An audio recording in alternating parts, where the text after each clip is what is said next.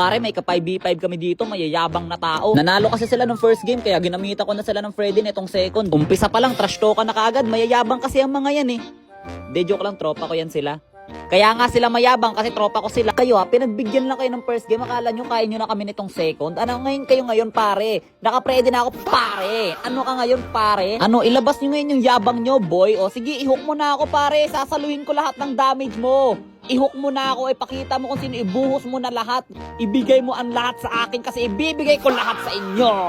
Ano, nasa na? Ubos? Wala na, ninig, gatal, ngisay, takot, walang bitaw. Sige, tatakas ka pa boy. O sige, tumakas ka muna, bye. Kanya-kanyang trash talk na pare, hindi makapagsalita yung kalaban namin. Palibasa, lugi kasi sila ngayong laban eh. 1-0 po, ala, hindi naman counted yung first game eh. Tapos dito pare, low health na ako pero humahabol pa rin talaga yung hell court nila. Boy, humahabol ka pa talaga boy. Di ba ikaw yung nagsabing baugin ka namin? Bang! Ano ka ngayon boy? Winner! Siyempre, dahil best of 3 to, nag-ready na rin ako nung next round para naman sure win na. Di pa rin tapos man trash talk yung roamer namin, mayabang talaga yan, report yung account niyan. Tas ayun, naubos kami, nakabawi na yung kalaban, patay tayo dyan. Pero syempre, walang kasiguraduhan yung mga pangyayari kasi nga buhay na buhay pa yung Freddy ko, pare. Tingnan mo, naghahalimaw pa kami ditong lahat, nagkakabalagbaga na kami, tapos andito na nga, ang gulo-gulo na ng Pilipinas, pero okay lang kasi full stack na ako, saluhin mo to, bang! Naubos pa sila pare, kaya yung comeback nila, na-comeback pa namin.